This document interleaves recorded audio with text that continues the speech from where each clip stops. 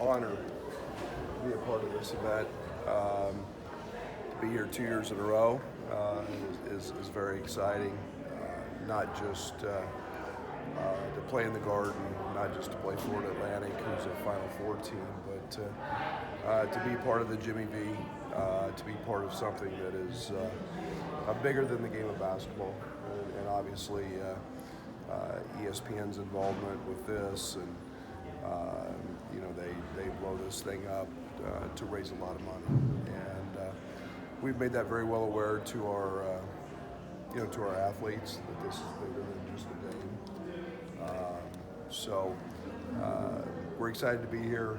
Obviously, coming off the positive experience at Rutgers, it's made these last few days pretty enjoyable. But we've got a great a great Florida Atlantic team. In my opinion, they're the best passing team in the country. They're old. They've had so much time together. Final Four season. You start looking at 125 practices, then a complete off season, and here they go again. So this team's very connected. They're very good. They shoot it, and we'll have to play very well to beat them. What do you hope carries over defensively with two different teams from Rutgers to FAU? Everything. I think one of the biggest things will be transition. FAU is very capable of putting 100 on you. They're elite in transition. They've got multiple handlers. Big Vlad runs the floor as hard as any big in the country, and they all shoot it. So we've got to force that. We've got to make sure we keep them out of transition as much as possible. So, in the half court, we continue to grow. We continue to get better.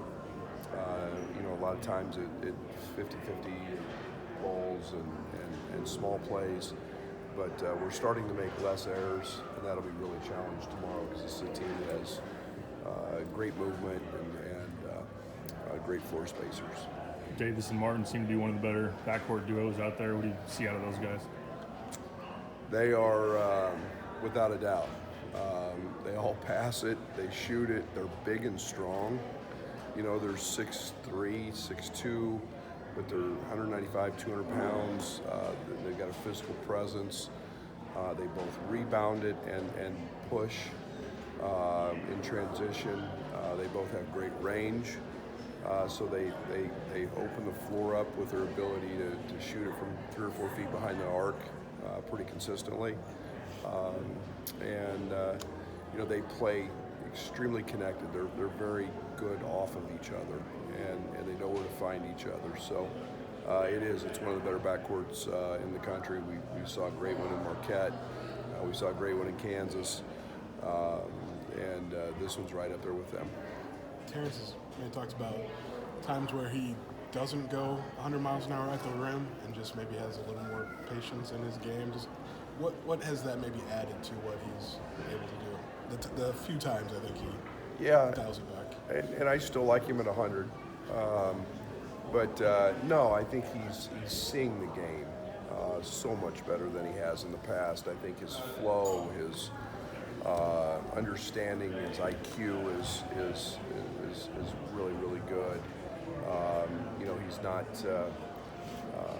I thought he forced one in the Rutgers game, but he's just becoming a little more patient and having a better understanding of what's going on. I guess the way he's shooting it, our team's going to have to start defending him differently, and then I guess how do you defend it when he can do both of those at the level he is? That's why he's a pro.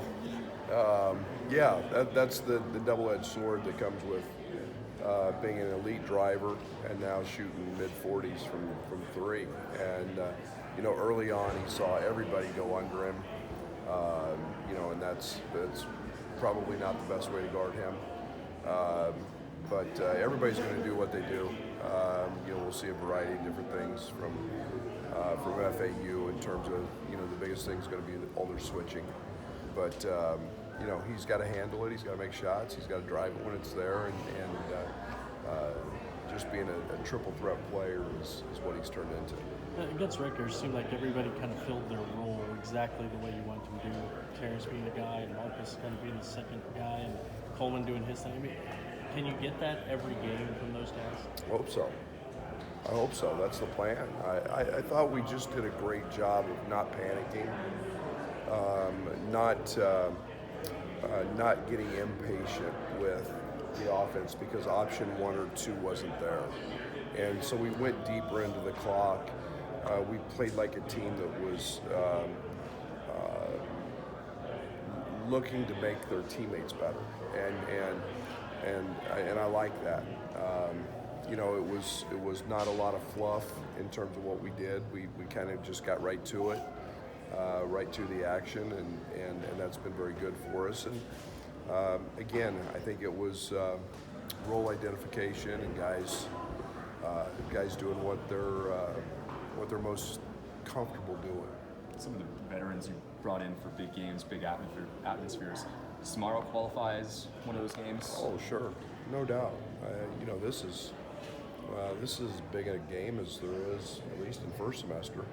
On ESPN, and it's promoted like crazy, and you've got 4 very, very good teams participating in the Jimmy V, and everybody knows of Coach V's speech and what Dick Vitale has meant to it, and everything else. So when you're a part of something that has a ton of hoopla around it, and then you're playing a Final Four team with everybody back, it's a pretty big game, and that's why we're excited to be here. We're excited to challenge our guys with with a great FAU team. Because with Coleman back at it fully for a week, how's he handled maybe the next day after practice or a game, just maybe with more pounding on his knee than he had for a couple weeks where he didn't do much? Yeah, it's growth, it's maturity, it's handling the recovery part of being a little bit dinged up. That's one of the things that comes with it, and it's maybe something that he deals with off and on throughout his career, and he's got to know how to respond after a game so that he's as close to 100% as he can be the next time out, and he's doing that. Did him a ton of good.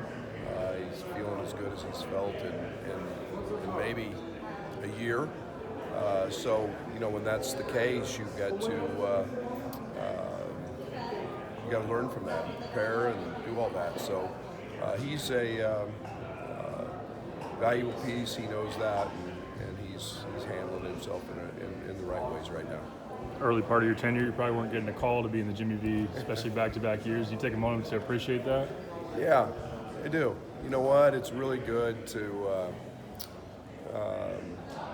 have Illinois back where it belongs, and it's on that stage, playing in these games, these events. In the top 25. Playing a marquee opponent. And I think that's one of the things that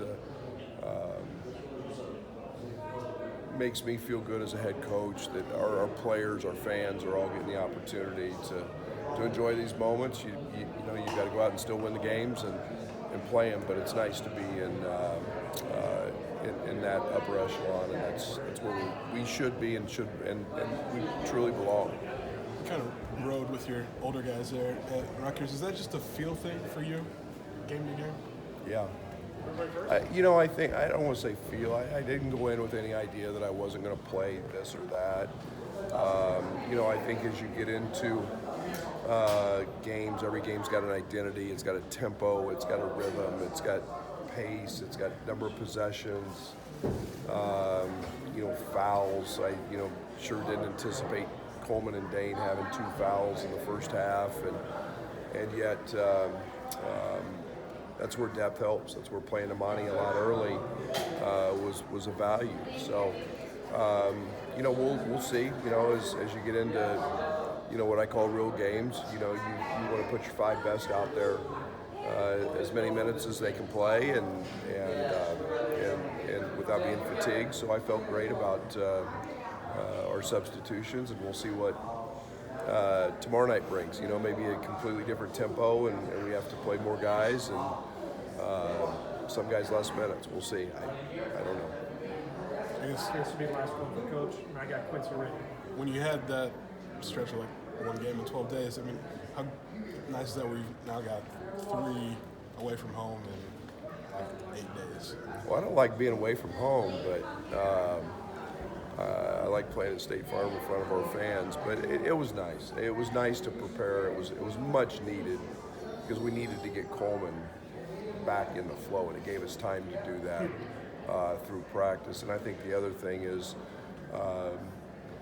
you know, the games we played other than Marquette, the games we played, you know, we're at home, were games we felt pretty confident we were going to win. Now we're being challenged. These are obviously a league game, but you know, now you got 2 top 10 teams, so you know, you've got to test your mettle and find out who you are, and you know, we're gonna do that here in the Garden, and then we're gonna do it in Knoxville on Saturday, and we passed the first test in conference game, and we'll see what tomorrow and Saturday bring. But we're excited to be here and take on a great FAU team.